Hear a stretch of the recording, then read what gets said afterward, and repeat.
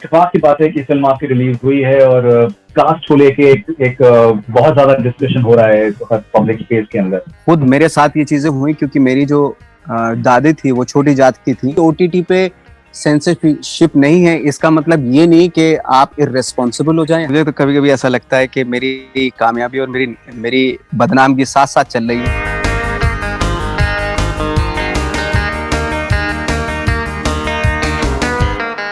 नवाज भाई, welcome on Bollywood हंगामा once again. Thank you फरदुल भाई।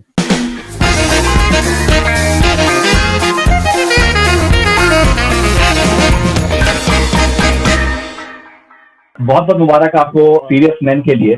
जैसे मैं आपसे भी थोड़ी देर पहले कह रहा था, मुझे हैरत होती है कि आप जो आपकी भूख है कुछ अलग करने की, कुछ नया करने की, बिकॉज एजुकेशन सिस्टम पे बहुत सी फिल्में बनी है, हम लोग तारीफ भी करते हैं कि हाँ यार अच्छा लग रहा है, लेकिन जो सीरियस मैन में कहने का अंदाज है वो इतना मुख्तलिफ है दैट इट कंप्लीटली बाफिल मी। जो भी है, ये आपके अंदर भूख क्यों है इतना कुछ अलग करने का? आई थिंक भूख तो है बट अलग करने का भी ऑफ कोर्स चूंकि इसलिए है क्योंकि उसी तरह की ट्रेनिंग भी हुई है कि लाइक फॉर एग्जांपल जैसे एक फिल्म देखी थी मैंने, एक डॉक्टर की मौत, तो उसमें एक डायलॉग है पंकज कपूर और शबाना आजमी का। हाँ, पंकज कपूर बोलते हैं कि सितारे देख रही हो?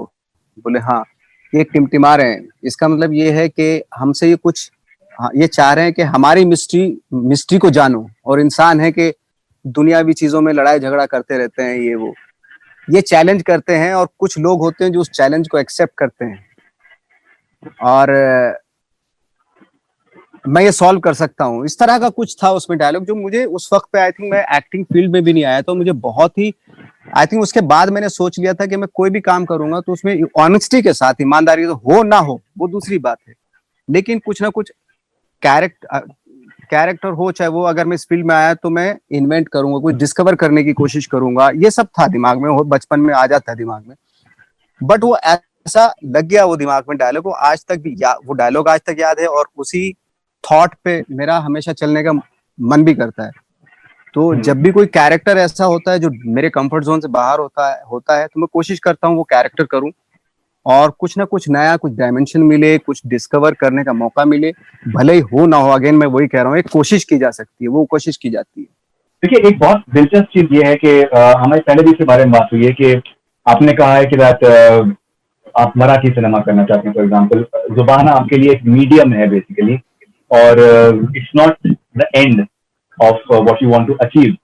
अब इस फिल्म के अंदर आप काफी हद तक आप अंग्रेजी बोल रहे हैं जी, और लेकिन वो कॉन्टेक्स्ट का, संदर्भ का इतना इतना मतलब इम्पोर्टेंट हिस्सा है कि वो ऑड नहीं लगता है, और आपको भी, आप जिस मिलियू से आप आए हैं वो बहुत आपको नेचुरली आपको आया है। इंग्लिश जैसे लैंग्वेज तो एक, देखिए लैंग्वेज एक पार्ट होता है एक्टिंग का, यू नो, वो चाहे हिब्रू में भी हो। अगर मुझे कोई हिब्रू में का कैरेक्टर हो मेरे पास, तो मैं ऑफकोर्स मैं कोशिश करूंगा कि वो मेरा खुद का अपना लगे, है ना। चाहे इंग्लिश हो, इंग्लिश में तो हालांकि मैं 5-6 काम किए हैं, तो बट ये है कि मेरा अपना लगे वो, ये नहीं कि मैं एक्सेंट से एक जताने की कोशिश करूं कि भाई देखो मैं कितनी अच्छी इंग्लिश बोल रहा हूँ। वो इंपॉर्टेंट नहीं होता, बट इंपॉर्टेंट जो होता है उसका सब टेक्स्ट होता है। और चूंकि आप बोल रहे हैं, आपकी इंग्लिश जैसे आप बोलते हैं वैसे ही आपको बोलनी पड़ेगी। वो एक्स्ट्रा डाल के या दिखाने की कोशिश करूं, वही गलत हो जाती है चीजें। तो वो भी एक पार्ट होता है एक्टिंग का, इट्स नॉट ए कंप्लीटली, वही एक पार्ट होता है, वो भी वन ऑफ द पार्ट होता है। लैंग्वेज भी वन ऑफ द पार्ट होती है मतलब एक्टिंग का। आपने सब टेक्स्ट की बात करी, हम लोग के पहले भी इसके बारे में बात हुई है। आई थिंक सब टेक्स्ट इज समथिंग जो कि आपकी फिल्मों में ब्यूटीफुल होता है, बहुत खूबसूरत होता है। जो बात में बात होती है, सटल तरीके से बातें रह जाती हैं दिमाग में, वो आपकी फिल्मों में बहुत देखने में आता है।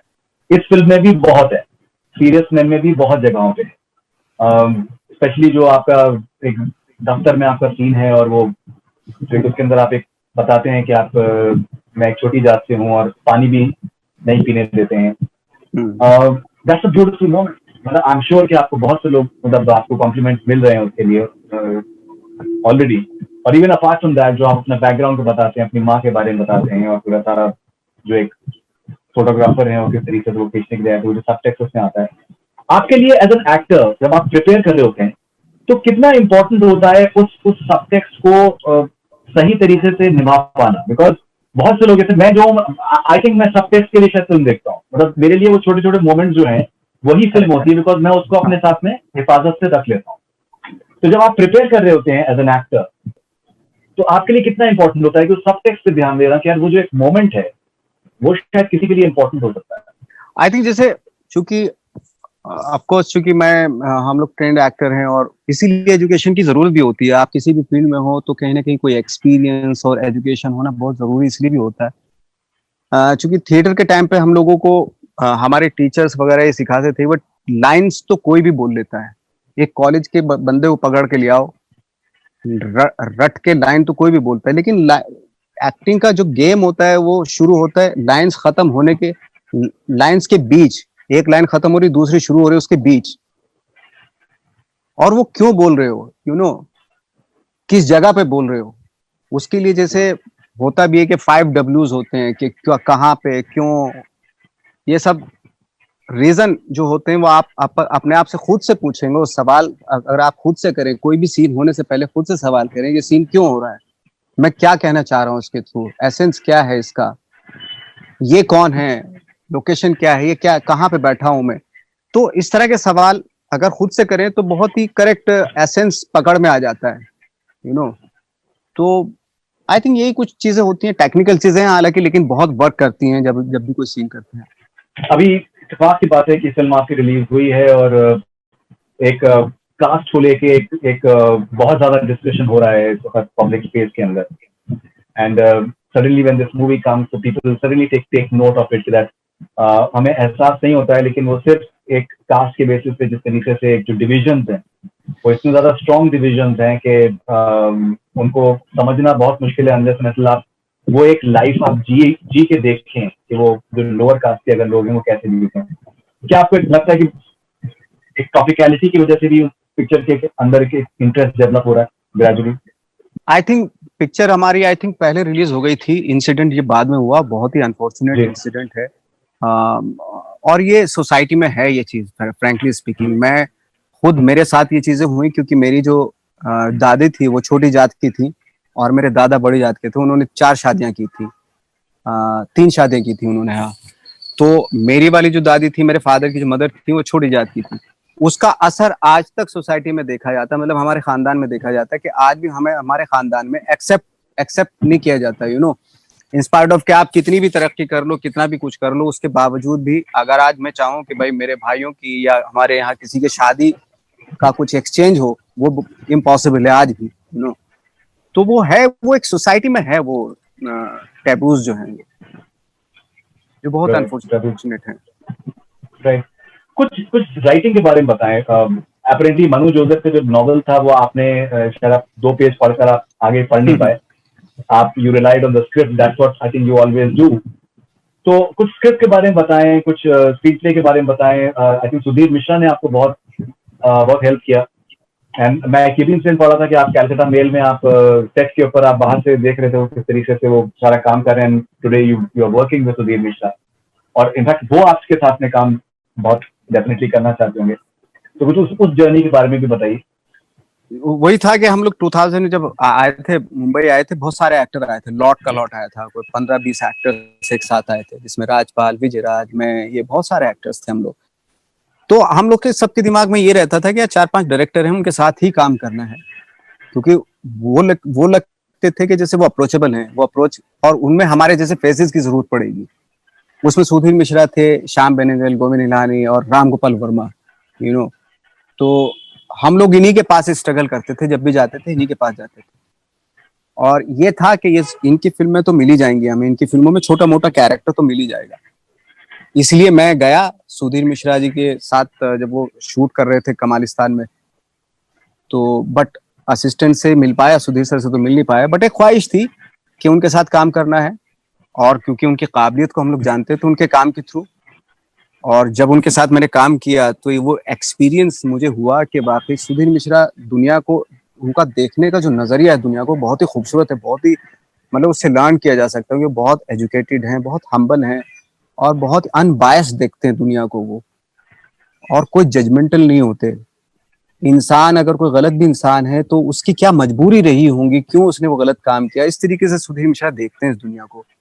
इंसान गलतियां क्यों करता है, यू नो। इंसान तो सारे एक अच्छी जगह से ही आते हैं, सब पैदाइशी तो सब अच्छे ही होते हैं, यू नो। क्या वजह होती है, तो ये चीजें बातें करके सुधीर सर के साथ, और जो उनका नजरिया वो फिर कैरेक्टर में रिफ्लेक्ट भी होता है। फॉर एग्जाम्पल जैसे अय्यन मनी है, ऑफकोर्स अय्यन मनी क्रूअल भी है बट स्ट्रीट स्मार्ट भी एट द सेम टाइम, और चाहता भी है, एंग्स भी है मदर फादर का, उसके फादर दादा का एंग्स है उसके अंदर, जो चाहता है कि वो थोपे अपने बेटे के ऊपर, रियलाइज भी होता है बाद में उसको। तो ये सब मनु जोसेफ का माइंड है। तो ये सारी चीजें मिलके एक अच्छी चीज होनी थी, वो हुई, थैंक गॉड। डायलॉग्स किसने लिखे थे? Bhavesh, hmm, Bhavesh is amazing actually, Bhavesh कमाल है। मैं I think the dialogues are outstanding. हाँ, वो बहुत ही ऑलरेडी उसकी, प्रिमिटिव माइंड। हाँ प्रिमिटिव माइंड्स, उसका ये है कि डायलॉग के साथ एक अनएपोलोजेटिक जो कुछ वो होता है ना, वो ऐड करता है वो डायलॉग्स में। वो मतलब आपको बहुत रियल भी लगता है और बहुत हार्श भी होता है, लेकिन रियलिटी भी होती है उसमें, वो एक और ह्यूमर भी होता है उसमें। ये एक भावेश की खासियत है। नहीं, अब जैसे जोकर फिल्म आई थी, उसके अंदर बहुत से डायलॉग्स थे जो कि ऐसे बन गए थे कि कोटेबल कोट्स टाइप के। इस फिल्म में सीरियस मैन में बहुत से ऐसे डायलॉग्स हैं जो कि उस लेवल पे जाते हैं। नासिर साहब का भी एक जो डायलॉग है, चिल्ड्रन आर लाइक वाटरिंग, हाँ कांस्टेंट वाटरिंग। हाँ और तो इस तरीके के बहुत से डायलॉग्स हैं जो कि आई थिंक दे हाँ highly highly highly quotable as well. Camera work के बारे में नवाज भाई अगर कुछ बताना चाहें, बिकॉज कैमरा वर्क बहुत दिलचस्प है, ओवरडू नहीं है। इन द सेंस कि अगर जैसे सर्टन, जैसे आप भी जब अप्रोच कर रहे हैं, आप स्टेज से आप जाने की तरफ जा रहे हैं, तो एकदम से क्लोज शॉट आपका मेरे ख्याल से मिल लिया गया है। और एक शॉट है जैसे वो आपकी वाइफ का और बेटे का, आदि का, और जब वो आ रहे हैं तो जिस तरीके से वो पूरा लिया गया है, आखिर का शॉट में बता रहा हूँ, आखिर के 4-5 मिनट का शॉट जो है, तो कुछ camera, it's not overdone. The best part is कि वो ओवरडू नहीं हुआ है, वो सर्टेन जगहों पे नुआंसेस के तरीके से रखा गया है, which makes it very nice. तो कुछ अगर कैमरा वर्क के बारे में प्लीज बताना चाहें। आई थिंक जो कैमरामैन थे वो बाहर के थे, अलेक्जेंडर नाम था उनका, जिन्होंने कैमरा किया।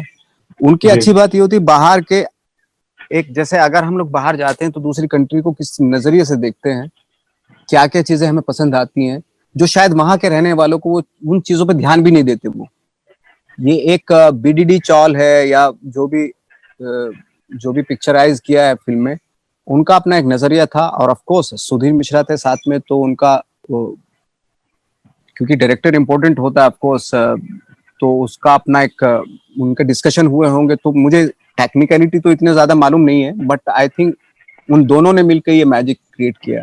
मोहन भाई, सुधीर मिश्रा के बारे में आई थिंक जितना भी उनके बारे में कहा जाए उतना कम है, बिकॉज एक फ्रेशनेस अगर आपको किसी प्रोडक्ट में चाहिए, आई थिंक उसमें एज इंपॉर्टेंट नहीं है, मुझे लगता है। मतलब अगर जैसे बहुत बार ये होता है कि साहब एक सर्टन एज तक जो है वो डायरेक्टर जो है वो उसका माइंड फ्रेश रहता है, उसके बाद शायद नहीं। But I think age is definitely not a factor for creativity, not at all. I think मुझे लगता है सुधीर मिश्रा एक ऐसी शख्सियत है, क्योंकि वो अगर आप उनको देखो तो वो यंग, उनके चारों तरफ जो ना यंग लड़के, यंग लोग रहते हैं, और उनको हमेशा वो सुनते भी हैं, उनका एक्सचेंज भी होता है थॉट। और वैसे भी उनका हमेशा नॉस्टैल्जिक नहीं रहते, वो बहुत ही आज की बातों पे रहते हैं, यू नो। बहुत सारे मैंने लोग ऐसे भी देखे हैं जो 20 साल पहले कोई पिक्चर की थी, आज भी उसका नाम लेते रहते हैं वो। तो उनका कहीं ना कहीं ऐसा लगता है, डाउट होता है कि वो उनकी ग्रोथ रुक गई। लेकिन सुधीर मिश्रा एक ऐसे जो बहुत ही, आज भी अगर उनकी बातें भी सुनते हैं, उनकी बहुत ही आज की होती है उनकी बात, यू नो। और वो रिफ्लेक्ट भी होता है, आपके काम में भी रिफ्लेक्ट होता है वो। ना। सेंसरशिप को आप कैसे देखते हैं? बिकॉज अभी ओटीटी पे भी कहा जा रहा है कि सेंसरशिप होना चाहिए, और बहुत से लोगों का में भी मानना है that I think there should be more freedom.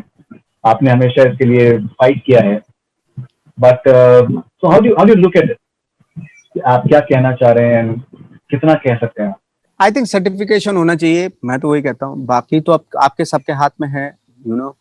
आप क्या चीज देखना चाहते हैं, नहीं देखना चाहते हो। और चूंकि ओटीटी पे सेंसरशिप नहीं है, इसका मतलब ये नहीं कि आप इररेस्पॉन्सिबल हो जाएं। हमारा भी फर्ज बनता है कि हम थोड़ा करेक्ट करके जो चीज जरूरी है, अननेसेसरी सेंसेशन के लिए वो चीज क्रिएट करें, वो भी जरूरी नहीं होता, वो भी ठीक नहीं है। बट आई थिंक मुझे लगता है एक सर्टिफिकेशन बहुत जरूरी है, सेंसरशिप से ज्यादा सर्टिफिकेशन का वो होना चाहिए कि भाई ये 18 इयर्स के लोग हैं, ये अबाव 18 ईयर हुए, वो होता है, वो होना चाहिए। नवाज भाई, एक मैं आपसे ऑनेस्टली मैं आपसे एक सवाल मैं आपसे पूछना चाह रहा हूँ। आप मुझे बहुत टाइम से आप जानते हैं and you trust me as well. जब हम आपके किरदार देखते हैं, बहुत से किरदार हम आपके देखते हैं एंड एकदम खो के रह जाते हैं उसके अंदर। जो आप किरदार निभाते हैं वो उसमें इतनी सच्चाई होती है, बहुत बार लगता है कि यार ये जो किरदार आप निभा रहे हैं तो यही इंसान भी है, जो कि I think which is not the right approach, because artist को जो रोल निभा रहा है उससे उससे अलग करके देखना चाहिए। That's something which is very important. But as a viewer हमें लगता है कि यार ये इसके अंदर ये इमोशन जो उसने डाला है, ये तो बड़ा बड़ा जेन्युइन, एकदम बिल्कुल अंदर से कहीं उसने निकाला उस चीज। तो बहुत से तरीके के आपके किरदार हैं which are beautiful. But at the same time हम आपकी जाती जिंदगी के बारे में जब हम सुनते हैं तो उसमें काफी रेगुलर बेसिस पे कुछ ना कुछ कश्मकश रहती है। तो आप अपने ये पर्दे की जिंदगी और जो जाती जिंदगी में जो विच बिकम्स क्वाइट पब्लिक, आप उसको कैसे डील करते हैं उस सिचुएशन? अब मैं क्या बोलूं उसके बारे में। मुझे तो कभी कभी ऐसा लगता है कि मेरी कामयाबी और मेरी बदनामी साथ साथ चल रही है। कैसे देखो, बट मुझे एक क्या बोलूं, मैं मेरा शौक है, मुझे एक ही चीज का शौक है मुझे। बाकी मैं रेस्पॉन्सिबल आदमी भी हूँ, जितनी मेरे से रिस्पॉन्सिबिलिटी होगी, बट मैं कुछ नहीं कर सकता। क्या करें, मैं कोशिश करूंगा कि मेरे से कोई गलती ना हो। आई थिंक, मुझे लगता नहीं मेरे से कोई गलती हुई है, और जब गलती होती है मैं माफी भी मांगता हूँ, ऐसी बात नहीं। But I think can't say मैं पर्सनल लाइफ के बारे में कुछ शेयर करना ही नहीं चाहता एक्चुअली।